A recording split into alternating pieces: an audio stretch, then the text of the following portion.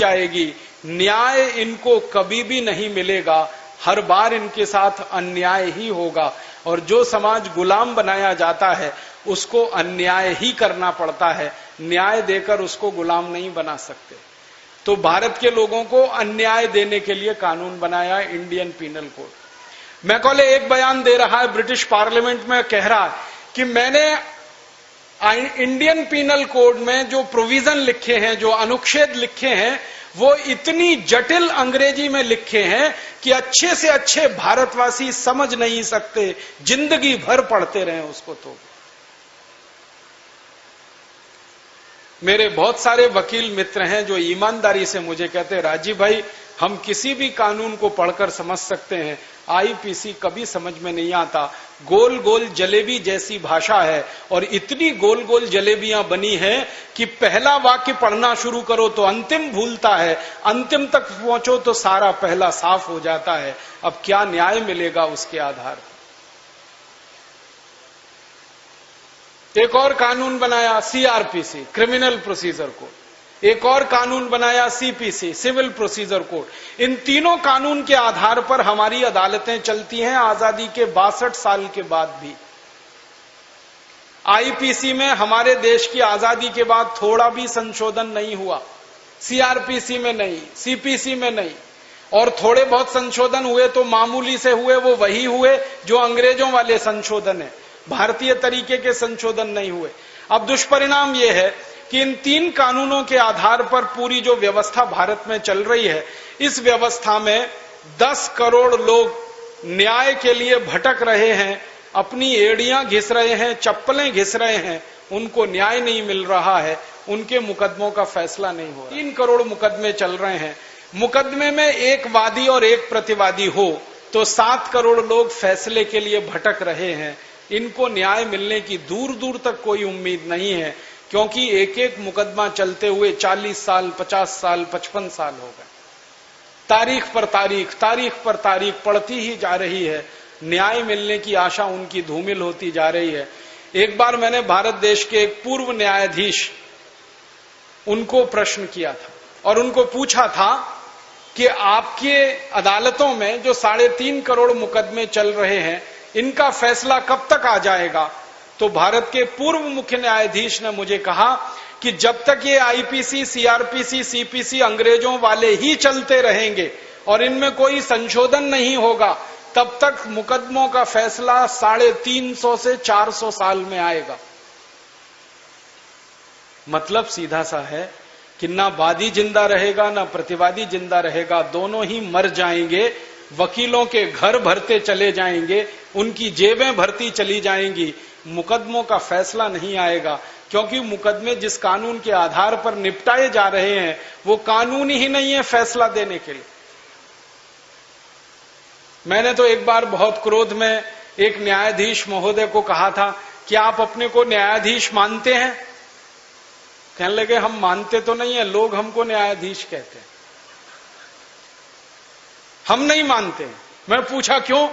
तो उन्होंने कहा कि हम न्याय देते नहीं तो न्यायाधीश हैं कहां।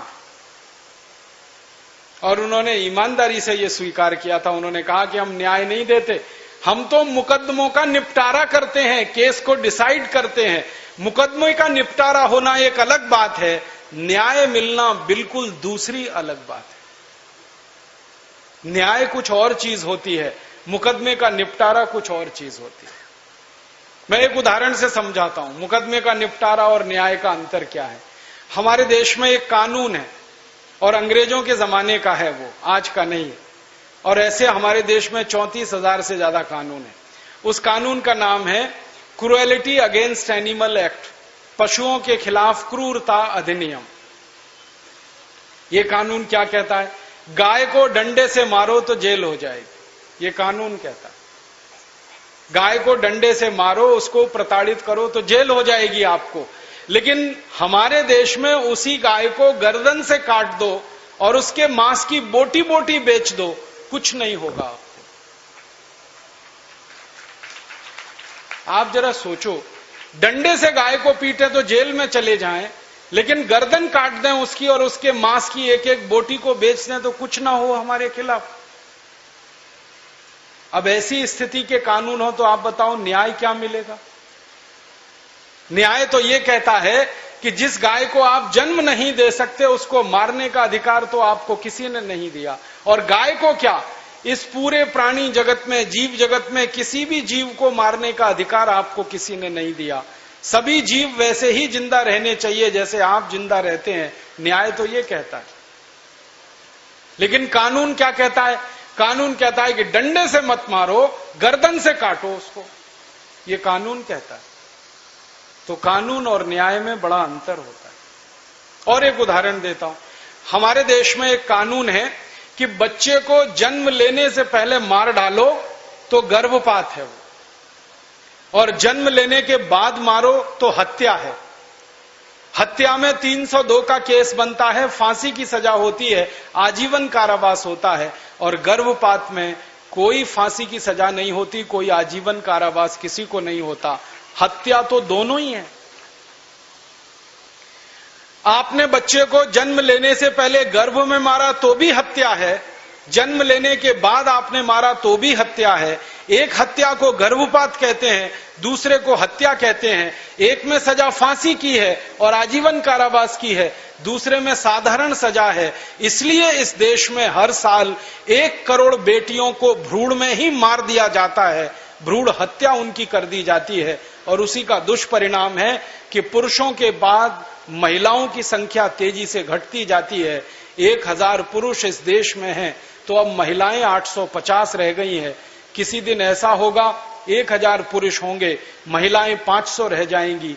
कौन सा समाज बनेगा, कौन सा देश बनेगा, कौन सी सभ्यता बनेगी? आप सोचो। कानून तो ये है, जन्म लेने के पहले मार डालो गर्भपात, जन्म लेने के बाद मार डालो हत्या। अगर दोनों को ही हत्या परिभाषित कर दिया जाए तो जन्म लेने से पहले मारने वालों को भी फांसी होने लगे तो इस देश में भ्रूण हत्या तत्काल रुक जाए और इस देश में बहनों की हत्या तत्काल रुक जाए। मुझे तो ये अफसोस होता है कि जिन 1 करोड़ बेटियों को गर्भ में हर साल मार दिया जाता है, पता नहीं कितनी बेटियां उसमें झांसी की रानी बन सकती हैं, कितनी बेटियां झलकारी बाई बन सकती हैं, कितनी बेटियां कित्तूर चनम्मा बन सकती हैं, कितनी बेटियां इस देश का नाम रोशन कर सकती हैं जैसे कि बेटे करते। सबको रोक देते हैं क्योंकि कानून व्यवस्था ऐसी। इसलिए मैं आपको जो कहना चाहता हूं वो ये कि इस देश में कानून का राज चल रहा है, न्याय की व्यवस्था नहीं है। और कानून मूर्खता के बने हुए हैं तो फैसले भी मूर्खता के ही हो रहे हैं इस देश में। एक और उदाहरण देता हूं कानून और न्याय का। इस देश में एक कानून है, उसका नाम है मोटर व्हीकल एक्ट, अंग्रेजों के जमाने का बना हुआ है। इस कानून में व्यवस्था क्या है? अगर आप किसी व्यक्ति को गाड़ी के नीचे कुचलकर मार डालो तो ये गैर इरादतन हत्या का मामला बनता है और इसमें 2 या 3 साल की ज्यादा से ज्यादा सजा होती है। और गाड़ी से उतरकर उसी आदमी को मार डालो तो इरादतन हत्या का आरोप लगता है और सजा 14 साल की होती है और फांसी लग जाती है। अब मुझे आप बताइए, गाड़ी में बैठे बैठे मैंने किसी को कुचल दिया या गाड़ी से बाहर निकलकर मैंने उसको मार दिया, हत्या तो दोनों ही मैंने की है। एक हत्या में 2-3 साल की सजा और एक हत्या में 14 साल की सजा। ये कौन सा न्याय है? दुष्परिणाम जानते हैं क्या होता है? इस देश के बिगड़ैल बापों के बेटे जिनके पास बड़ी बड़ी लंबी लंबी गाड़ियां हैं, वो रात को अंधाधुंध शराब पीकर गाड़ियां चलाते हैं और उन गाड़ियों के नीचे गरीबों को कुचलकर मार डालते हैं। उनके खिलाफ अदालतों में जब आरोप तय होते हैं, मुकदमे के फैसले होते हैं, 2-3 साल की मुश्किल से सजा मिलती है और कई बार वो बाइज्जत बरी हो जाते हैं। एक केस अभी हमारे देश में ऐसा ही आया था। एक बिगड़ैल बाप का बेटा, उसका नाम है संजीव नंदा, उसने दिल्ली की सड़कों पर फुटपाथ पर सोते हुए मजदूरों पर गाड़ी चढ़ाई थी। एक झटके में 8 लोगों को मार दिया था। अदालत ने उसको छोड़ दिया था। Motor vehicle act. एक दूसरा बिगड़ैल बाप का बेटा है इस देश में, उसका नाम है सलमान खान। उसने बंबई में 20 लोगों को अपनी गाड़ियों के नीचे कुचलकर मार डाला है। छुट्टा सांड की तरह से वो इस देश में घूमता रहता है। पुलिस उसका कुछ नहीं बिगाड़ सकती, न्याय व्यवस्था के मुंह पर वो तमाचा मारता है। कारण क्या? Motor vehicle act. जब इस कानून का इतिहास जानने की मैंने कोशिश की तो पता चला अंग्रेजों ने यह कानून बनाया था अपने लिए, क्योंकि अंग्रेज मोटरें चलाया करते थे, गाड़ियां उन्हीं के पास हुआ करती थी और अक्सर उनकी मोटर के नीचे आके भारतवासी कुचलकर मर जाया करते थे। तो किसी अंग्रेज को फांसी ना लगे उसके लिए इस कानून में व्यवस्था ऐसी की गई थी। वो अंग्रेजों के जमाने की व्यवस्था आज भी चल रही है और काले अंग्रेजों के लिए फल और फूल रही है और हम भारतवासियों की छाती पर मूंग दल गए। ऐसी देश की व्यवस्था है।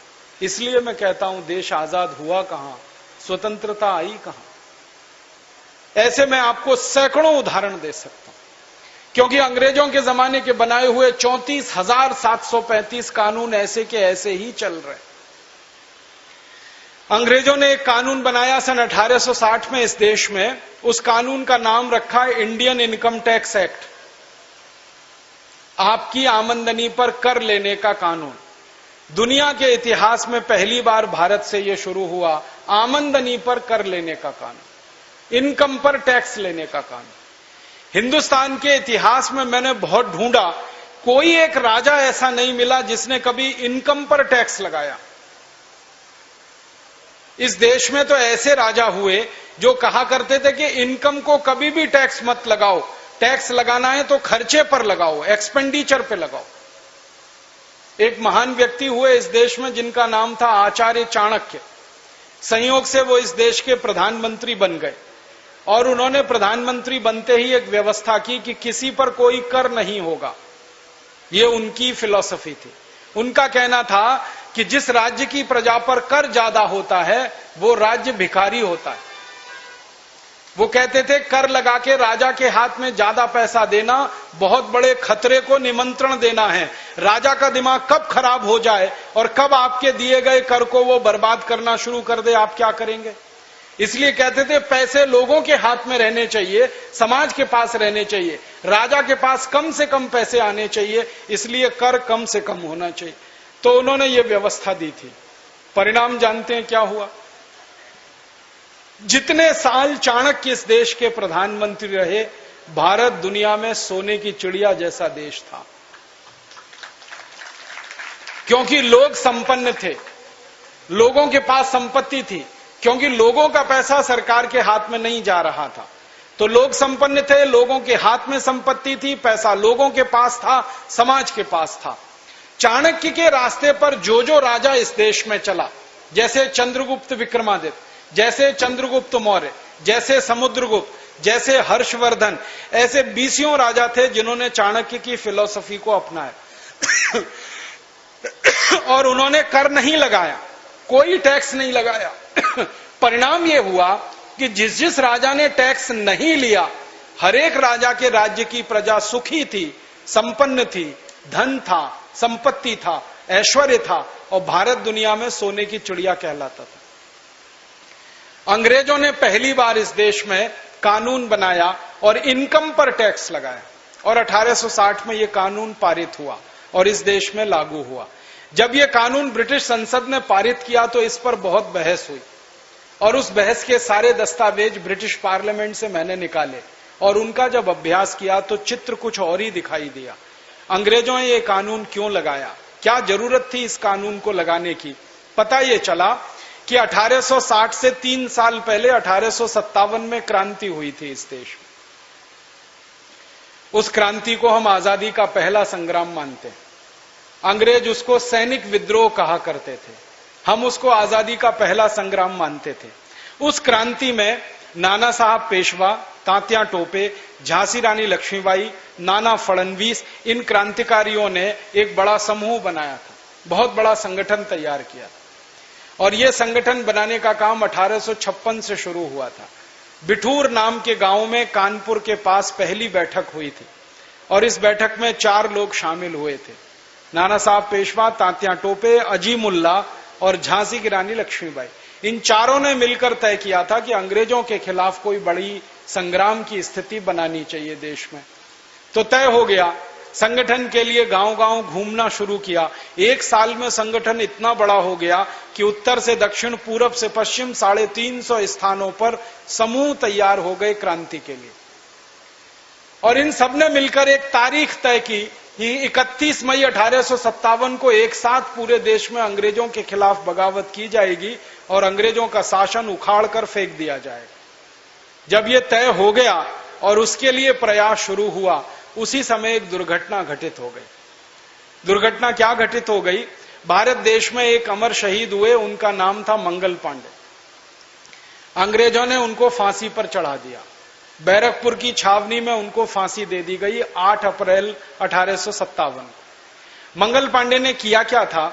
उनको एक दिन ये पता चला कि अंग्रेजों की सेना में काम करते हुए जो कारतूस इस्तेमाल किए जाते हैं उस पर गाय की चर्बी लगी होती है। उन्होंने इस बात को कंफर्म करने के लिए, पक्का करने के लिए एक अंग्रेज अधिकारी मेजर जनरल ह्यूसन के साथ संपर्क किया और पूछा कि क्या यह बात सच है कि कारतूस पर गाय की चर्बी लगी होती है? ह्यूसन ने कहा कि मैं कुछ नहीं कह सकता, ये सच भी हो सकता है, नहीं भी हो सकता है। मंगल पांडे को गुस्सा आ गया। उन्होंने कहा ये क्या बात है, सच भी हो सकता है, नहीं भी हो सकता, एक जवाब दीजिए, या तो ये सच है या तो ये झूठ है। ह्यूसन ने जवाब नहीं दिया। मंगल पांडे ने अपनी गोली से ह्यूसन को ढेर कर दिया, मार डाला। फिर ह्यूसन जैसा एक दूसरा अधिकारी था, उसने मंगल पांडे को पकड़ने की कोशिश की। दूसरी गोली मंगल पांडे ने उनको उतार दी। बंदूक में 2 ही गोली आती थी, दोनों उन्होंने उतार दी। 2 गोली और भरने के लिए जब तक कोशिश कर रहे थे तब तक कुछ अंग्रेजों ने उनको पकड़ लिया। पकड़कर उनके ऊपर मुकदमा चला। 10 दिन के अंदर उनको फांसी की सजा सुनाई गई। मुकदमा 29 मार्च से शुरू हुआ था। 8 अप्रैल को उनको फांसी दे दी गई। जिस बैरकपुर की छावनी में मंगल पांडे को फांसी हुई, उस बैरकपुर की छावनी के 1100 भारतीय सैनिकों ने अंग्रेजों के खिलाफ बगावत शुरू कर दी। उन्होंने नौकरी छोड़ दी, अपनी वर्दियां उतार दी, टोप उतार दिए और बैरकपुर से थोड़े दूरी पर गंगा नदी बहती है। गंगा नदी में जाकर उन्होंने हाथ में गंगाजल उठाया और कसम खाई कि जिन अंग्रेजों ने मंगल पांडे को फांसी दी है उन अंग्रेजों को अब हम भारत से निकाल कर ही दम लेंगे। फिर ये 1100 सैनिक गांव-गांव फैल गए, 5-5, 7-7 के समूह बना दिए। गांव-गांव में इन्होंने प्रचार शुरू कर दिया और अंग्रेज कैसे गाय पर अत्याचार कर रहे हैं वो कहानी घर घर सुनाना शुरू कर दिया। अंग्रेजों ने उस जमाने में कुछ कत्ल खाने खोले हुए थे, जहां हजारों गायों का कत्ल होता था। उनका मांस अंग्रेज खाया करते थे और हिंदुओं को चिढ़ाया करते थे।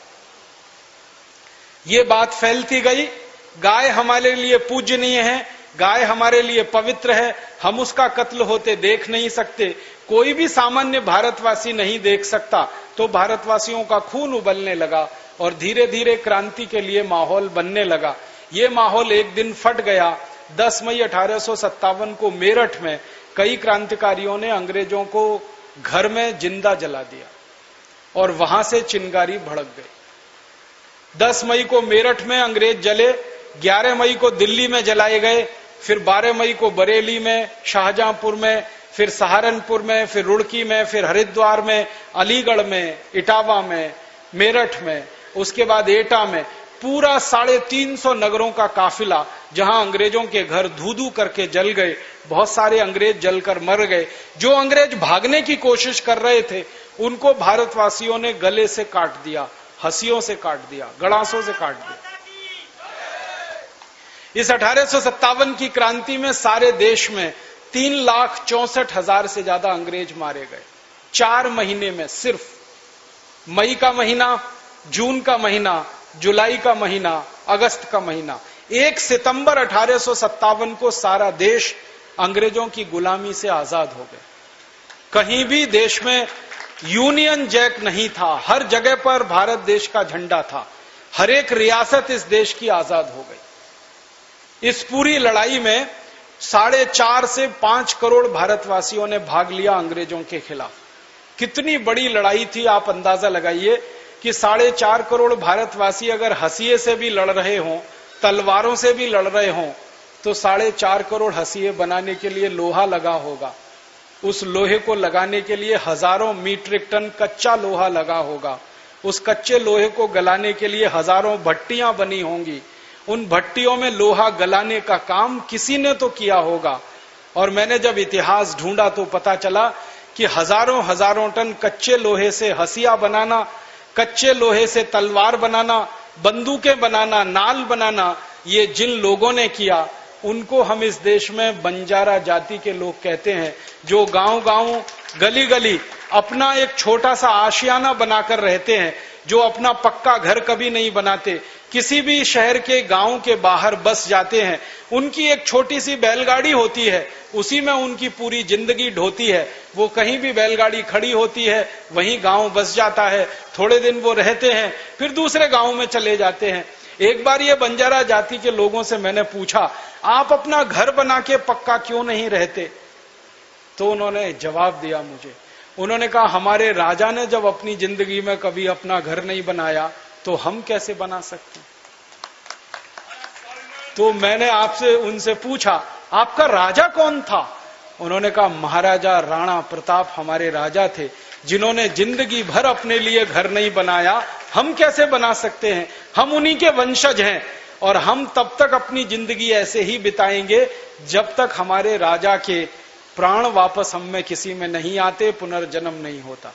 तो ऐसे बंजारा जाति के लोग करोड़ों टन उन्होंने लोहा गलाया, हसिया बना के दिया, तलवार बना के दी, बंदूकें बना के दी।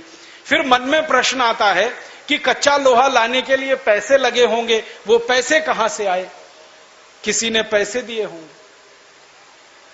तो समाज के व्यापारियों ने, उद्योगपतियों ने पैसे दिए। अंग्रेजों के दस्तावेज बताते हैं कि 1857 की क्रांति में 480 करोड़ रुपए खर्च हुए थे, और उस जमाने के 480 करोड़ रुपए को आज अगर आप गिनना चाहें तो 300 से गुणा करना पड़ेगा। इतनी बड़ी रकम व्यापारी और उद्योगपतियों ने दान में दी। तो अंग्रेजों की संसद में बहस ये हुई कि आखिर इतना पैसा भारतवासियों के पास आया कहां से? तो भारतवासियों ने कहीं से ये कमाया, लूट के तो नहीं लाया। और वो कमाने का तरीका ये था कि 3000 साल से भारत के व्यापारी और उद्योगपति दूसरे देशों में अपना माल बेचने के लिए जाया करते थे और बदले में सोना और चांदी कमाकर लाया करते थे। भारत का कपड़ा बिकता था दूसरे देशों में। आपने कभी सुना होगा, ढाका की मलमल बनती थी, सूरत की मलमल बनती थी। मलमल का 15 मीटर का एक थान होता था, वो इतना नरम और मुलायम होता था कि तह बनाते बनाते आप एक माचिस की डिब्बी में उसको रख सकते थे। 15 मीटर का कपड़े का थान एक अंगूठी के छल्ले में से पूरा खींच कर निकाल सकते थे। इतनी बारीक बुनाई इस देश में हुआ करती थी।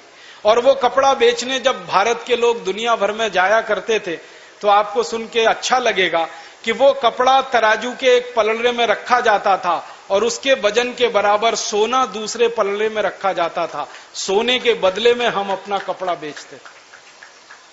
हमने कपड़ा बेचकर सोना कमाया इस देश में, हमने लोहा बेचकर सोना कमाया इस देश में। 36 तरह की वस्तुएं भारत की जाती थी बिकने के लिए, उसमें से सोना चांदी बह बहकर भारत में आता था। और 3000 साल भारत निर्यातक देश था दुनिया का। 33% से ज्यादा निर्यात भारत किया करता था दुनिया में। 27% से ज्यादा दुनिया की आमदनी थी इस देश की।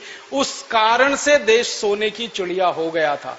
तो अंग्रेजों की संसद में जब ये सारी बात बताई गई कि भारतवासियों के पास धन और संपत्ति कहां से आया, तो अंग्रेजों ने तय किया कि भारतवासियों के पास अब धन छोड़ना नहीं चाहिए, वरना ये धन अगर भारतवासियों के पास रहेगा दोबारा फिर क्रांति होगी, तीसरी बार फिर क्रांति होगी और हम तो भारत में राज नहीं कर पाएंगे। तो भारतवासियों का सारा धन छीन लेना चाहिए। इसके लिए अंग्रेजों ने कानून बनाया, इंडियन इनकम टैक्स एक्ट। और कानून में व्यवस्था यह की गई कि 100 रुपए किसी भारतवासी के पास हैं आमदनी के, तो 97 रुपए उससे छीन लिए जाएं। इनकम टैक्स 97% लगाया गया। फिर उससे अंग्रेजों को संतोष नहीं हुआ। अंग्रेजों की संसद ने और एक फैसला किया कि भारत का उद्योगपति और व्यापारी कोई भी सामान का उत्पादन कर रहा है तो उसके उत्पादन पर भी कर लगाना चाहिए, एक्साइज ड्यूटी। वो 350% उन्होंने लगाई। फिर उन्होंने एक और फैसला किया कि अंग्रेजों के देश भारत के व्यापारी अगर कोई माल बेचते हैं उत्पादन करके तो बेचने पर कर लगाना चाहिए, टैक्स। उसको सेल्स टैक्स कहा। मुनाफा कमा रहे हैं तो इनकम टैक्स, बेच रहे हैं तो सेल्स टैक्स। उत्पादन कर रहे हैं तो एक्साइज ड्यूटी, माल को एक गांव से दूसरे गांव लेकर जा रहे हैं तो octroi tax, road tax, toll tax, municipal corporation tax, house tax, property tax, 20 तरह के टैक्स उन्होंने लगा दिए। उद्देश्य एक ही था, लूटना है भारतवासियों का पैसा। अब अंग्रेज ये सारा पैसा लूट लूट कर भारतवासियों से लंदन ले जाने लगे और इस देश की टैक्स व्यवस्था के चलते 100 साल के अंदर भारत सोने की चिड़िया से कंगाल देश बन गया, भिखारी देश बन गया। मुझे अफसोस और दुख इस बात का है कि गोरे अंग्रेज जब इस देश पर टैक्स लगाकर माल लूटते थे, पैसा लेते थे, लंदन लेके जाते थे और लंदन में जमा करते थे, तो लंदन अमीर होता गया, भारत गरीब होता गया। इंग्लैंड अमीर होता गया, भारत गरीब होता गया। तो भारत के क्रांतिकारियों ने सपना देखा, एक दिन अंग्रेज चले जाएंगे तो अंग्रेजों का टैक्स कानून भी चला जाएगा, भारत के लोगों की लूट भी बंद हो जाएगी, भारत फिर से समृद्धशाली और संपत्तिवान देश हो जाएगा। लेकिन 15 अगस्त 1947 को गोरे अंग्रेजों के चले जाने के बाद काले अंग्रेजों के हाथ में इस देश की सत्ता आई। टैक्स के कानून वही के वही इस देश में लगाए गए, एक भी टैक्स काले भारतवासियों ने हटाया नहीं। अंग्रेज लूट रहे थे इस देश को और लंदन ले जा रहे थे टैक्स का पैसा। अब इन काले अंग्रेजों ने 62 साल इस देश को लूटना शुरू किया और पैसा ले जाकर स्विट्जरलैंड में जमा करना शुरू किया। लूट की तो दोनों ही व्यवस्थाएं इस देश में चल रही। कैसे कहें कि देश आजाद हो गया? अंग्रेज लूटते थे एक साल में 70,000 करोड़, ये अंग्रेजों की संसद के आंकड़े हैं। एक साल में टैक्स लगाकर, income tax, central excise duty, sales tax, octroi tax, toll tax, road tax, municipal corporation का टैक्स, 23 तरह के टैक्स अंग्रेजों ने लगाए थे। एक साल में 70,000 करोड़ लूट कर ले जाते थे लंदन। अब इन काले अंग्रेजों ने इस देश में आजादी के 62 साल के बाद 64 तरह के टैक्स लगाए हुए हैं और हर साल 20 लाख करोड़ रुपए देश से लूट रहे हैं और लूट कर ये धन स्विट्जरलैंड की बैंकों में जमा कर रहे हैं। नेताओं के घर बन रहे हैं, हमारे घर खाली हो रहे हैं। ऐसी लूट की व्यवस्था जिस देश में चल रही है उसमें हम कहते हैं लोकतंत्र है। ये लोकतंत्र है कि लूट तंत्र है? इस देश के नेताओं को मैं पूछता हूं कि आप 64 तरह के टैक्स क्यों लगाते हैं इस देश के ऊपर? अंग्रेज 23 लगाते थे, आपने 64 टैक्स लगा दिए। करना तो यह चाहिए था कि अंग्रेजों के सारे टैक्स खत्म हो जाने चाहिए थे। तो काले अंग्रेज मुझे जवाब देते हैं कि देश का विकास करना है ना, उसके लिए पैसे चाहिए। तो फिर इन काले अंग्रेजों से पूछता हूं, 62 साल में कितना विकास हो गया है देश का, जरा बताइए। आजादी के 62 साल में क्या विकास हुआ है? मैं आपको सरकार के आंकड़े बताता हूं। आजादी जब मिली 1947 15 अगस्त को, तो इस देश में 4 करोड़ 50 लाख लोग गरीब थे। अब आजादी के 62 साल के बाद इस देश में 84 करोड़ लोग गरीब हो चुके हैं। हमारे देश की जो वर्तमान सरकार है डॉक्टर मनमोहन सिंह की, इस सरकार ने एक कमीशन बनाया था। उस कमीशन का नाम है अर्जुन सेन गुप्ता कमीशन। उस कमीशन ने 5 साल इस देश में सर्वेक्षण किया और सर्वेक्षण के बाद बताया कि 84 करोड़ भारतवासियों की एक दिन की आमदनी 20 रुपए से कम है, इसलिए वो सब गरीबी की रेखा के नीचे हैं। आजादी आई थी तो 4.5 करोड़ गरीब थे, आजादी के बाद 84 करोड़ गरीब हो गए। गरीबी 21 गुना बढ़ गई इस देश में। काले अंग्रेजों को मैं पूछता हूं गरीबी इतनी क्यों बढ़ गई इस देश में, तो मूर्ख बनाने वाला उत्तर देते हैं और वो समझते हैं कि जैसे मैं तो मूर्ख बन जाऊंगा। वो मुझे उत्तर देते हैं नेता इस देश के, वो कहते हैं जी आबादी बढ़ गई इस देश की इसलिए गरीबी बढ़ गई। फिर मैं उनसे कहता हूं अच्छा बताओ आबादी कितनी बढ़ गई? हम आजादी के समय 32 करोड़ थे, अब आबादी में 115 करोड़ हो गए। हमारी आबादी लगभग 3.5 गुनी बढ़ गई, या मान लो 4 गुनी बढ़ गई, तो गरीबी 4 गुनी बढ़नी चाहिए, तो गरीबी 16 करोड़ होनी चाहिए। ये 84 करोड़ कहां से हो गई? तब वो जवाब नहीं देते। फिर मैं जवाब देता हूं, मैं कहता हूं इसका उत्तर मेरे पास है, आपके पास नहीं है। आजादी के 62 साल में इस देश के लोगों की लूट 21 गुना बढ़ गई, इसलिए गरीबी 21 गुना बढ़ गई इस देश। कितनी लूट हो रही है इस देश की। हमारे देश में एक प्रधानमंत्री हुए, उनका नाम था राजीव गांधी। उन्होंने 1984 में संसद भवन में ये बताया कि जब 1 रुपया मैं किसी गरीब आदमी के विकास के लिए दिल्ली से भेजता हूं तो उस गरीब आदमी के पास सिर्फ 15 पैसा पहुंचता है। ये 1984 में कहा। अब 2009 आ गया, भ्रष्टाचार बढ़ा है, कम नहीं हुआ है। अब दिल्ली से 1 रुपया जब चलता है गरीब आदमी के लिए तो शायद गरीब आदमी तक 10 पैसा भी नहीं पहुंचता है।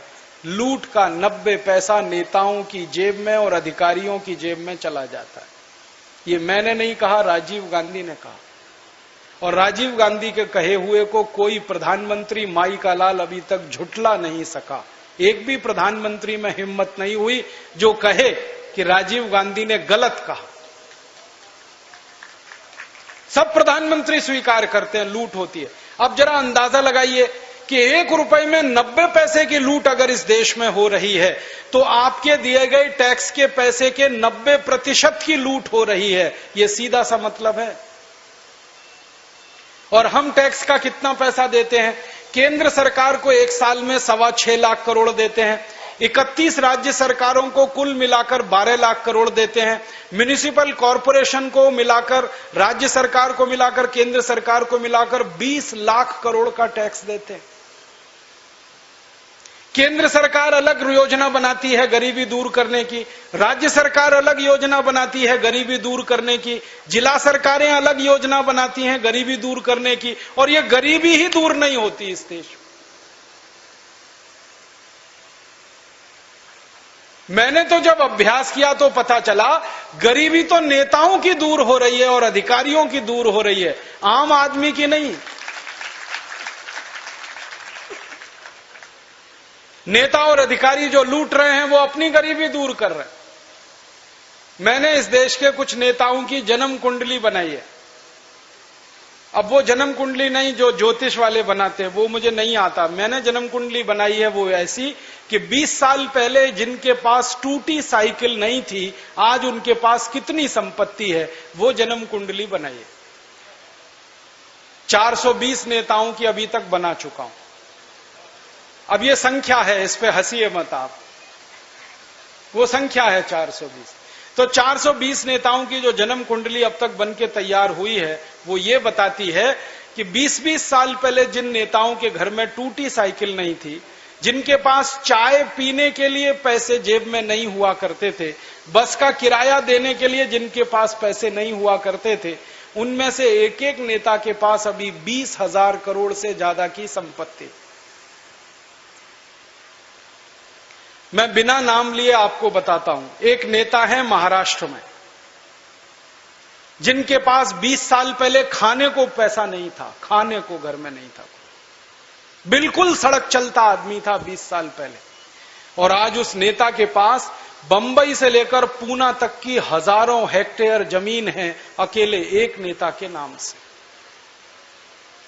और आप उसको पहचानते हैं, खूब अच्छे से जानते हैं, नाम बताने की जरूरत नहीं। एक नेता है बंबई में 20 साल पहले दादर रेलवे स्टेशन पर भाजीपाला बेचता था। भाजीपाला माने पालक, मेथी वगैरह वगैरह, गट्ठर बना बना के बेचता था। आज उसके पास बंबई शहर में 25,000 करोड़ की संपत्ति। एक नेता है वो नासिक में सिनेमा का टिकट ब्लैक करता था 20 साल पहले, आज उसके पास महाराष्ट्र में 30,000 करोड़ की संपत्ति। और इन नेताओं का एक एजेंट है, उसका नाम है हसन अली, पूना में रहता है। उसके पास स्विस बैंक के अकाउंट में 72,000 करोड़ की संपत्ति है। इन नेताओं का एजेंट है। उसको अभी सीबीआई ने पूछताछ करना शुरू किया और पूछा कि भाई 72,000 करोड़ आपके अकेले के खाते में है। तो वो बोलता है कि 20 नेताओं ने पैसा अपना मेरे पास रखा है, मैंने उनका पैसा स्विस बैंक में रखा है, इसलिए ये 72,000 करोड़ जमा हो गए। वो हसन अली से कहा हम लोगों ने मिलके कि भाई नाम बता दो। तो उन्होंने कहा क्या करोगे, जानते तो आप भी हो, मैं ही क्यों बता दूं। फिर उसने एक बात कही, उसने कहा कि आप ऐसा करो, मेरे खिलाफ मुकदमा करो और मेरा नार्को टेस्ट करवा दो, मैं सबके नाम बता दूंगा। नार्को टेस्ट करवा दो, ऐसे बताऊंगा तो ये मार डालेंगे, आप नार्को टेस्ट करवा दो, उसमें ये कुछ नहीं बिगाड़ सकते मेरा, मैं सबके नाम भी बता दूंगा और इनकी छाती पे मूंग भी दलूंगा। फिर ऐसे बेईमान और भ्रष्टाचारी नेता लूट रहे हैं देश को। आपका धन, मेरा धन, हमारा धन जो विकास में लगना चाहिए जा रहा है। अब अगर राजीव गांधी फॉर्मूले से हिसाब निकाला जाए तो 20 लाख करोड़ का 90% घोटालों में जा रहा है, सिर्फ 10% विकास के काम आ रहा है। माने हर साल 18 लाख करोड़ रुपए लूटा जा रहा है, 2 लाख करोड़ का विकास हो रहा है इस देश। अब 6,35,365 गांव में 2 लाख करोड़ रुपए तो जीरे के आटे में जीरे के बराबर हैं, कुछ नहीं हो सकता उससे। ना सड़क बन सकती है, ना पानी की व्यवस्था, ना स्कूल की व्यवस्था, ना हॉस्पिटल की। इसलिए गांव गांव में कोई विकास का काम नहीं हो पा रहा है, क्योंकि ये लूट का धन सब विदेशों में जा रहा है। तो ऐसी स्थिति में, ऐसी परिस्थिति में क्या करना चाहिए? तो हम लोगों ने एक संकल्प लिया कि ज्यादा दिन ये लूट की व्यवस्था को हम बर्दाश्त नहीं कर सकते, और अगर ऐसे ही ये लूट की व्यवस्था चलती रही तो ये देश और खड्डे में चला जाएगा, रसातल में चला जाएगा। जिस देश को करोड़ों शहीदों ने कुर्बानी देकर मुश्किलों से आजाद कराया, वो फिर काले अंग्रेजों के हाथों बर्बाद हो जाए, इससे पहले हम कुछ करें। और इसीलिए हमने ये भारत स्वाभिमान नाम का अभियान शुरू किया, इस व्यवस्था को पलटने के लिए, बदलने के लिए, लूट की व्यवस्था को खत्म करने के लिए ये अभियान शुरू हुआ है। आप बोलेंगे हम क्या करना चाहते हैं? इस भारत स्वाभिमान अभियान के माध्यम से कुछ काम हम करना चाहते हैं।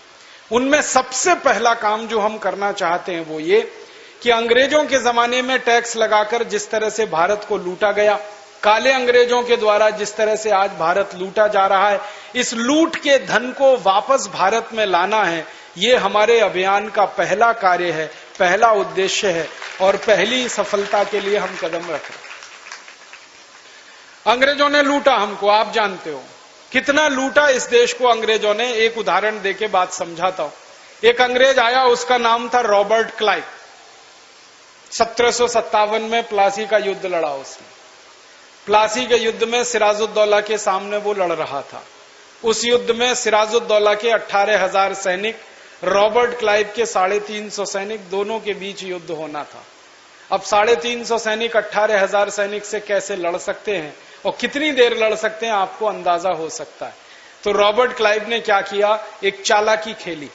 सिराजुद्दौला की फौज में अपने एक एजेंट को भेजा और कहा कि ये पता लगाओ कि कौन कौन है जो भारत देश से गद्दारी कर सकता है और अंग्रेजों से मिल सकता है। तो सिराजुद्दौला की सेना में एक आदमी निकला, उसका नाम था मीर जाफर। उसने गद्दारी करने का तय कर लिया। रॉबर्ट क्लाइव ने उसको अपनी तरफ मिला लिया। मीर जाफर ने समझौता किया, रॉबर्ट क्लाइव के सामने आत्मसमर्पण हम करेंगे 18,000 सैनिकों की तरफ से और अंग्रेजों की मदद करेंगे। प्लासी के मैदान में 23 जून 1757 को यही हुआ। भारत की सेना के गद्दार मीर जाफर ने अंग्रेजों से युद्ध नहीं लड़ा बल्कि आत्मसमर्पण कर दिया। अंग्रेजों ने 18,000 सैनिकों को बंदी बना लिया। बंदी बनाकर रॉबर्ट क्लाइव ने उनकी धीरे धीरे करके हत्या की। थोड़े दिन के बाद मीर जाफर को बंगाल का राजा बना दिया। फिर अंग्रेजों ने कहा कि ये तो मीर जाफर खतरनाक है, जो अपने देश से गद्दारी कर सकता है वो अंग्रेजों से भी करेगा। तो एक दिन मीर जाफर की हत्या करके रॉबर्ट क्लाइव बंगाल का राजा बन गया। रॉबर्ट क्लाइव ने एक डायरी लिखी। वो कहता है कि जब मैंने मीर जाफर से दोस्ती करके, समझौता करके उसको गद्दारी करने के लिए प्रेरित किया और वो तैयार हो गया, तो मुझे बड़ी हैरानी हुई कि भारत में ऐसे भी लोग हैं। फिर उसने कहा मुझे दूसरी बड़ी हैरानी तब हुई कि जब 18,000 सैनिक मेरे कब्जे में आए और मैंने एक जुलूस निकाला कलकत्ता से मुर्शिदाबाद तक। तो रॉबर्ट क्लाइव कहता है कि मैं जुलूस में घोड़े पर बैठकर आगे चलता था, मेरे पीछे भारत के 18,000 सैनिक चलते थे और सड़क के दोनों तरफ हजारों भारतवासी मेरे जुलूस को देखते थे और उस पर तालियां बजाते थे। रॉबर्ट क्लाइव लिखता है अपनी डायरी में कि अगर भारतवासियों ने ताली नहीं बजाई होती जिन हाथों से वो मेरे जुलूस पर ताली बजाते थे, उन्हीं हाथों से अगर पत्थर के टुकड़े उठाकर मुझे मार दिए होते तो भारत का इतिहास तो 1757 में ही बदल गया होता। लेकिन हम वो नहीं कर पाए, हमारा इतिहास उल्टा हो गया, हम गुलाम हो गए अंग्रेजों के। फिर रॉबर्ट क्लाइव ने लूटा इस देश को, कलकत्ता को लूटा। लूट का धन 7 साल में इंग्लैंड लेके गया। इंग्लैंड की संसद में उसका बयान हुआ और उसको पूछा गया कि तुम भारत से कितना धन लूट कर लाए। तो रॉबर्ट क्लाइव ने कहा कि मैं भारत से जो भी कुछ लाया हूं उसका मूल्य तो मैंने नहीं निकाला है, लेकिन अंदाजा बता सकता हूं। तो ब्रिटिश पार्लियामेंट में पूछा गया उससे कितना धन है, तो उसने कहा भारत से जो धन मैं लेके आया उसको लाने के लिए पानी के 900 जहाज मुझे लगे, और एक जहाज में 60 से 70 मीट्रिक टन माल आता था उस जमाने में। 900 पानी के जहाज भर के सोने के सिक्के, हीरे जवाहरात, मोती, पन्ना, माणिक वो यहां से लूट कर ले गया। और रॉबर्ट क्लाइव अकेला लुटेरा नहीं था, उसके पीछे वॉरेन हेस्टिंग्स था, उसके पीछे कर्जन था, उसके पीछे केनिंग था, उसके पीछे लॉरेंस था, उसके पीछे डलहौजी था, विलियम वेंटिंग था, और आखिरी लुटेरा माउंटबेटन था। इन 84 अंग्रेज गवर्नरों ने इतना लूटा इस देश को कि कंगाल और भिखारी हो गया। वो लूट का सारा हमने हिसाब निकाला तो लगभग 300 लाख करोड़ रुपए है जो लूट कर अंग्रेज इस देश से ले गए। अगर ये 300 लाख करोड़ रुपए का सोना खरीद लें आज हम, भारत के एक एक गांव की सड़क को सोने से बना सकते हैं 3 बार। एक बार सोना बिछाएं 6,35,365 गांवों की सड़क पर, दूसरी बार बिछाएं और तीसरी बार बिछाएं, इतना सोना आता है 300 लाख करोड़। इतना धन हमारा लुटा है। अब होना क्या चाहिए था? आजादी के बाद हमारे देश के नेताओं को जो काम करना चाहिए था वो ये कि जितना धन अंग्रेज लूट कर ले गए हैं इस देश में से, इसको वापस लाना चाहिए और ब्याज सहित वापस लाना चाहिए, क्योंकि वो धन भारत की राष्ट्रीय संपत्ति है, वो अंग्रेजों की संपत्ति नहीं। आप बोलेंगे इसकी क्या व्यवस्था है? इसकी व्यवस्था है एक अंतर्राष्ट्रीय अदालत चलती है दुनिया में, इंटरनेशनल कोर्ट, वहां हम मुकदमा कर सकते हैं और अपने पक्ष के सबूत वहां प्रस्तुत करके अंग्रेजों से ये पैसा वापस ले सकते हैं। और हम भारत स्वाभिमान की तरफ से ये मानते हैं कि आज नहीं तो कल हम इस पैसे को वापस लाएंगे। नेताओं ने 62 साल जो काम इस देश में नहीं किया है वो काम हम इस देश में करवाएंगे, हम करेंगे इस मुकदमे को। आप बोलेंगे हमारे नेताओं ने क्यों नहीं मुकदमा किया? ज्यादातर नेताओं की ये ओपिनियन है इस देश में, अंग्रेजों से लड़ाई नहीं करना, अंग्रेजों से झगड़ा नहीं करना, उनकी दुश्मनी नहीं लेना, चुपचाप अभी वो लूट ले गए तो लूट ले गए, हम फिर से अपने देश को बनाने की कोशिश करें। इस मान्यता के नेता ज्यादा हुए, डरपोक, कायर, नपुंसक और कमजोर। जो नेता अपने हक के लिए नहीं लड़ सकते, अपने अधिकार,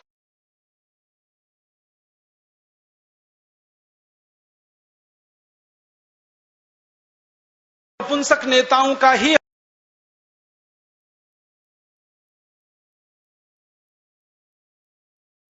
हमारी हजारों वर्ग मील जमीन चली गई और हमारे नेता उसको वापस नहीं ला सके इस देश में। आप जानते हैं कैलाश मानसरोवर हमारा है, लेकिन चीन के कब्जे में है। 72,000 वर्ग मील जमीन हमारी चीन के कब्जे में है। 65,000 वर्ग मील जमीन हमारी पाकिस्तान के कब्जे में है। इतना लूटा है भारत, पैसे तो दिए ही विदेशियों को, जमीनें भी दे रखी। संसद में 3-4 बार बड़ी बहस हुई है इस विषय पर कि हमारी लूटी हुई जमीन हम भारत में वापस कब लाएंगे, कब ऐसे मजबूत नेताओं की सरकार बनाएंगे जो लूटे हुए भारत के धन संपत्ति और जमीन को वापस लाए। एक बार हमारी संसद में बहस हुई थी, पंडित जवाहरलाल नेहरू ने जवाब दिया था, जो जमीन लुट गई, अब उसको वापस लाने का क्या फायदा, क्योंकि उस जमीन पर घास का तिनका भी नहीं उगता है, वो बंजर है, वो बेकार है। तो हमारे देश में एक सांसद हुआ करते थे जिन्होंने नेहरू जी से सवाल पूछ लिया जिसका जवाब उनके पास नहीं था। उन्होंने कहा कि नेहरू जी, अगर उस जमीन पर घास का तिनका नहीं उगता, वो बंजर है, बेकार है, इसलिए आपने विदेशियों को दे दी है, तो आपके सिर पर एक बाल नहीं उगता है, ये भी काट के विदेशियों को दे दो। जवाब नहीं था नेहरू जी के पास उसका। ऐसी कमजोरी हमारे नेताओं में रही है, इस कमजोरी को खत्म करना ही पड़ेगा। अब ऐसे नेताओं की जरूरत है इस देश को जो अंग्रेजों से लूट का हिसाब मांगे, जरूरत पड़ने पर अंतर्राष्ट्रीय अदालत में मुकदमा करें। अंग्रेज अगर बातचीत से पैसा वापस देते हैं तो ठीक है, नहीं तो किसी दूसरे रास्ते से उस पैसे को निकालने की कोशिश करें। आप बोलेंगे अगर अंग्रेजों ने हाथ उठा दिए और ये कह दिया कि हम तो नंगे हैं, भूखे हैं, हम तो दिवालिया हो गए हैं, हम तो 300 लाख करोड़ रुपए दे नहीं सकते, तो अपने पास दूसरे तरीके हैं। आप बोलेंगे क्या तरीके हैं? अंग्रेजों की जितनी कंपनियां भारत में व्यापार कर रही हैं, इन सबकी संपत्ति को एक झटके में हम जब्त करेंगे और उसमें से अपने पैसे निकाल लेंगे। मुश्किल क्या है? आपको मालूम है बहुत सारी कंपनियां अंग्रेजों की हैं। ब्रुक बॉन्ड अंग्रेजों की कंपनी है, लिप्टन अंग्रेजों की कंपनी है, यूनिलीवर अंग्रेजों की कंपनी है, ऐसी उनकी हजारों कंपनी है, आईसीआई उनकी कंपनी है, कैडबरीज उनकी कंपनी है। इन अंग्रेजों की कंपनियों की संपत्ति को ही जब्त करके हम हमारे पैसे निकाल सकते हैं। इंग्लैंड दिवालिया होता है, हो जाए, हम हमारी संपत्ति यहां से निकाल सकते हैं। इसके लिए हिम्मत चाहिए, पराक्रम चाहिए, स्वाभिमान चाहिए, देशाभिमान चाहिए। ऐसे नेताओं की इस देश को अभी जरूरत है और भारत स्वाभिमान अभियान हमने ऐसे ही नेताओं को जन्म देने के लिए पैदा किया है, ऐसे ही नेताओं को प्लेटफॉर्म देने के लिए पैदा किया। ये हम करेंगे, इस धन को हम वापस लाएंगे। और दूसरा, आजादी के 62 साल में जो काले अंग्रेजों ने इस देश से लूटकर धन स्विस बैंकों में जमा किया है, इसको भी वापस लाएंगे। आपको मालूम है हमारे नेताओं का और अधिकारियों का स्विस बैंकों में इस समय 1500 अरब डॉलर जमा है। इसका अर्थ है 75 लाख करोड़ रुपए जमा है। और स्विस बैंकों के अलावा दूसरे बैंकों में 35 लाख करोड़ जमा है। 110 लाख करोड़ रुपए ये जमा कर रखा है।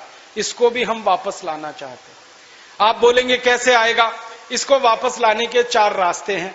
पहला रास्ता है कि हम संसद की मदद से एक कानून बनाना चाहते हैं इस देश में। वो कानून क्या कहेगा? 15 अगस्त 1947 के बाद जितना भी धन इस देश से लूटा है और विदेशी बैंकों में जमा हुआ है, वो धन भारत की राष्ट्रीय संपत्ति है। ये कानून हम संसद में बनवाना चाहते हैं और इसके लिए एक प्रस्ताव संसद में लाना चाहते हैं। जिस दिन ये प्रस्ताव संसद में आएगा उस पर बहस होगी। बहस के दिन आप भी देखना, मैं भी देखूंगा कि कौन कौन हरामी इनका विरोध कर रहा है।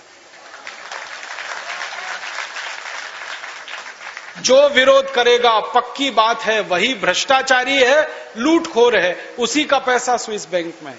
सारे देश के सामने खुल जाएगा कि कौन बेईमान और हरामी है, कौन ईमानदार है। और हमने एक दूसरा संकल्प लिया है कि जो जो एमपीज इसका विरोध करेंगे उनको हम छोड़ेंगे नहीं, उनके घर तक। हम क्या करने वाले हैं? उनके चुनाव क्षेत्र में जाएंगे। परम पूजनीय स्वामी जी खुद जाने को तैयार है और उनके लोगों के सामने बताएंगे कि कितना लूटा है इन्होंने देश को। 20 साल पहले इनके पास क्या था, आज इनके पास कितनी संपत्ति है, उसका पूरा हिसाब लोगों के सामने रखेंगे और लोगों को कहेंगे कि आप जो सजा तय करो वो सजा इनको मिले। हमने एक सजा उनके लिए सोची है भारत स्वाभिमान की तरफ से। बिजली के तारों से उनको उल्टा लटकाएंगे, नीचे आग जलाएंगे और उसमें मिर्ची का पाउडर झोंकेंगे। तब ये नेता सच कबूलेंगे और सच बोलेंगे। छोड़ेंगे नहीं हम इनको। भारत माता को लूटा है, इनको कैसे छोड़ दें? हमने माधो सिंह, मोहर सिंह को नहीं छोड़ा, जिन्होंने थोड़े से लोगों को लूटा था। जिन्होंने भारत माता को लूट लिया है उनको कैसे छोड़ देंगे? तो वो हमें हिसाब करना है, न्याय करना। ये धन आएगा, संसद के प्रस्ताव से आएगा। आप पूछेंगे संसद ने अगर ये प्रस्ताव पारित करने से मना कर दिया तो हमारी तैयारी है कि इस पूरी संसद को बदलेंगे हम और नई संसद बनाएंगे इस देश में। वर्तमान में हमारी संसद में जितने एमपीज हैं, इनके स्थान पर दूसरे एमपीज को चुनवा कर लाएंगे। कम से कम 350 से 400 एमपीज भारत स्वाभिमान के आशीर्वाद से चुनकर आएंगे और वो इस देश की संसद में नया कानून बनाएंगे और स्विस बैंक से पैसा वापस लाएंगे। हमारी तैयारी उतनी। एक और रास्ता है, वो रास्ता ये है, सुप्रीम कोर्ट की मदद से हम ये पैसा ला सकते हैं।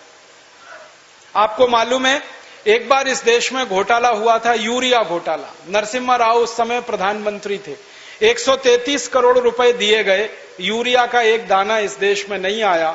सुप्रीम कोर्ट ने इसके लिए जांच करवाई, पता चला कि वो 133 करोड़ रुपए नरसिम्हा राव के बेटे के खाते में जमा हो गया स्विस बैंक।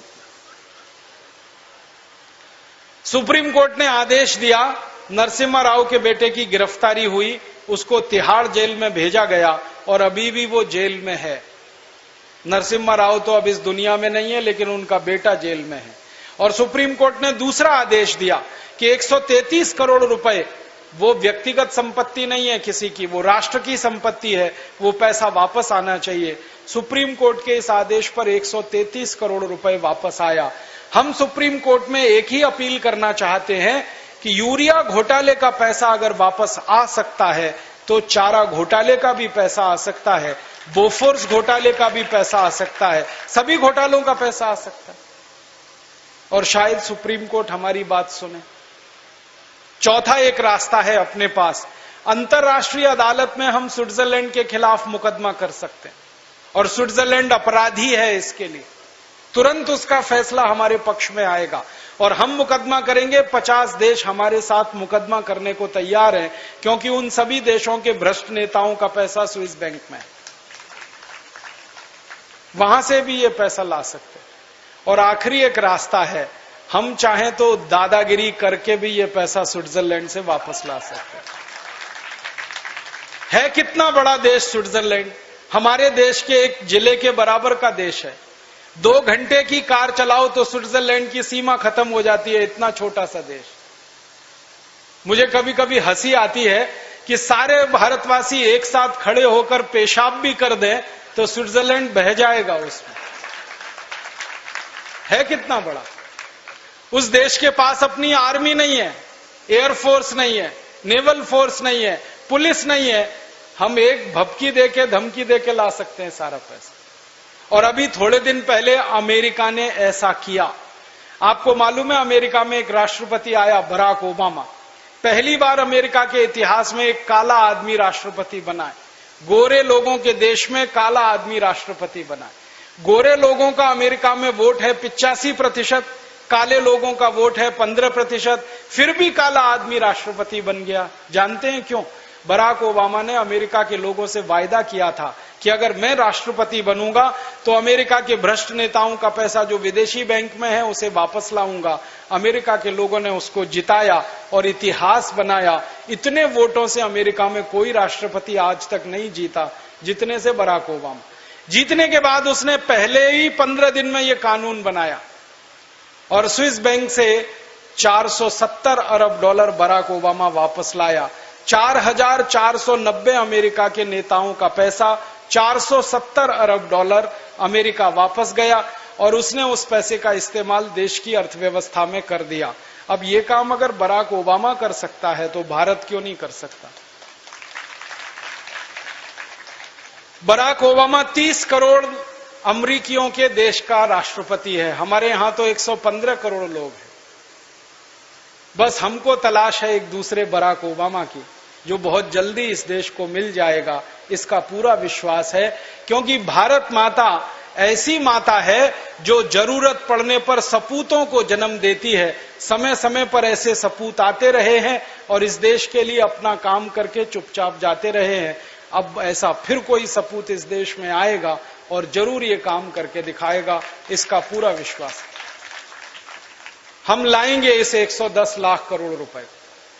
लाके क्या करने वाले हैं इस पैसे से? हम गांव का विकास करना चाहते हैं। सबसे पहले गांव में रोजगार और उद्योगों की स्थिति सुधारना चाहते हैं। भारत के 6,35,365 गांवों में एक एक गांव में 100-100 उद्योग लगाना चाहते हैं हम। क्यों? हर गांव वाले को वही काम मिले जो उसके गांव में, बाहर ना जाना पड़े, शहर में ना जाना पड़े, झुग्गी झोंपड़ियों में जीवन ना बिताना पड़े, ऐसी व्यवस्था हम करना चाहते हैं। हमने हिसाब निकाल के देखा क्या क्या उद्योग गांवों में लग सकते हैं। भारत में 2 लाख गांव हैं जहां कपास पैदा होती है। कपास से चरखा चला के सूत बनाया जा सकता है, वो सूत से कपड़ा बनाया जा सकता है। ये काम 2 लाख गांव में हो सकता है। और एक एक व्यक्ति को इसमें अगर हम रोजगार देना शुरू करें तो 15 करोड़ ग्रामीण नागरिकों को खादी बनाकर, चरखा चलाकर, सूत बनाकर, कपड़ा बनाकर रोजगार दिया जा सकता है बहुत आसानी से। वो हम करना चाहते हैं। फिर दूसरा उद्योग गांव गांव में क्या हो सकता है? सरसों गांव में पैदा होती है, तिलहन गांव में होता है। सरसों और तिलहन का तेल गांव में निकाला जा सकता है और गांव का तेल डब्बा बंद करके शहरों में बेचा जा सकता है। गांव में अगर बिजली नहीं है तो भी कोल्हू चलाकर बैलों की मदद से तेल निकाला जा सकता है, जो पहले हजारों साल इस देश में निकलता रहा और इस देश के लोगों की सेहत तंदुरुस्त बनाता रहा।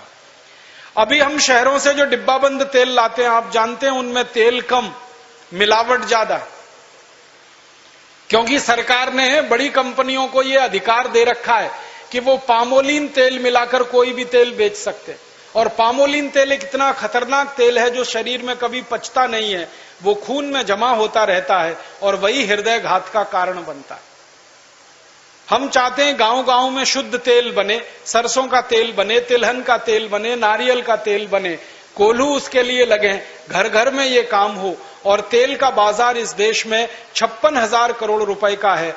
करोड़ों ग्रामीण वासियों को रोजगार इसमें मिल सकता है। एक तीसरा काम हम करना चाहते हैं कि भारत में जो जो गांव में गेहूं पैदा होता है वो सभी गांवों में गेहूं का आटा बन सकता है। हम चक्की चलवा सकते हैं, गेहूं का आटा बनवा सकते हैं, उस आटे को अच्छी पैकिंग करके शहरों में बेचा जा सकता है। और परम पूजनीय स्वामी जी ने एक संकल्प लिया है कि अगले साल 1000 आरोग्य केंद्र पूरे देश में हम शुरू करने जा रहे हैं और गांव गांव की बहनों की चक्की चलाकर जो पैदा हुए गेहूं का आटा है वो पैकेट में भरवाकर हम बिकवाएंगे और उनको रोजगार उपलब्ध करवाएंगे। इस देश में 90,000 गांव हैं जहां आलू पैदा होता है। जिन गांव में आलू होता है वहां आलू का चिप्स बन सकता है और शहरों में बिक सकता है। हमारे देश में विदेशी कंपनियां आकर 400 रुपए किलो आलू का चिप्स बेचती हैं, तो हम गांव के लोग 50 रुपए किलो तो बेच ही सकते हैं आलू का चिप्स। 65 से 70,000 गांव में टमाटर पैदा होता है। टमाटर की चटनी उन गांव में बन सकती है और शहरों में बिक सकती है। अचार है, पापड़ है, बड़ी है, मुरब्बा है, ये सब गांव गांव में पैदा होके शहरों में बिक सकते हैं। 100 से ज्यादा उद्योग गांव में लग सकते हैं। बस जरूरत उनके लिए पैसे की है। वो पैसा स्विस बैंक से जब आएगा तो हम इस काम में लगाने वाले हैं और इस तरह उद्योग व्यवस्था गांव में खड़ी करने वाले। जैसे ही गांव में ये उद्योग खड़े होंगे, एक उद्योग में 10 आदमी को काम मिलेगा, हर गांव में 1000 परिवारों को काम मिलेगा और किसी गांव में 1000 से ज्यादा परिवार नहीं है। हमारे संपूर्ण गांव को रोजगार हम दे सकते हैं। गांव में रोजगार मिलना शुरू हुआ तो शहर खाली होने लगेंगे। झुग्गी झोंपड़ियों में जो गांव के लोग शहर में रहते हैं वो वापस अपने गांव जाने लगेंगे, तो शहर रहने लायक हो जाएंगे और गांव आबाद हो जाएंगे। ये दोनों काम हम इस व्यवस्था से करना चाहते हैं। इसमें जितना खर्च आएगा उसके बाद हम गांव में सड़क बनाना चाहते हैं, बिजली की व्यवस्था करना चाहते हैं। हमने तो एक योजना बनाई है कि 10 गांव के बीच में एक बिजली घर बनाना, 1 मेगावाट का 4.5 करोड़ के खर्चे में बनता है। 1 लाख गांव के बीच में अगर बिजली घर लग जाए तो 4.5 लाख करोड़ के खर्चे में, और अपने पास फंड है 110 लाख करोड़ का। 24 घंटे हर गांव में बिजली रहेगी जैसे शहरों में रहती, 1 मिनट बिजली नहीं जाएगी। और छोटे पावर स्टेशन लगेंगे तो उसका बड़ा फायदा है। अभी क्या होता है, 1000 मेगावाट 1500 मेगावाट के पावर स्टेशन बनते हैं, उनमें जो बिजली पैदा होती है वो 12-13 हजार वोल्ट की बिजली पैदा होती है। घरों में जो बिजली हम जलाते हैं वो 110 वोल्ट की होती है। अब पावर स्टेशन में 12,000 वोल्ट की बिजली को घरों में लाते लाते 110 वोल्ट पे बदलना पड़े तो स्टेप डाउन करना पड़ता है और हजारों यूनिट बिजली उसमें फालतू में खर्च हो जाती है। इस व्यवस्था को हम बदलना चाहते हैं। हम चाहते हैं कि घरों की बिजली छोटे पावर स्टेशन से आए, कारखानों की बिजली बड़े पावर स्टेशन से आए, बड़े पावर स्टेशन कारखानों के लिए चलें, छोटे पावर स्टेशन घरों के लिए चलें। बिजली की व्यवस्था में ये हम क्रांतिकारी काम करके इस देश में हर गांव को जगमगाता हुआ देखना चाहते हैं, जैसे शहर जगमगाते हैं। हम इस देश के गांवों में लाखों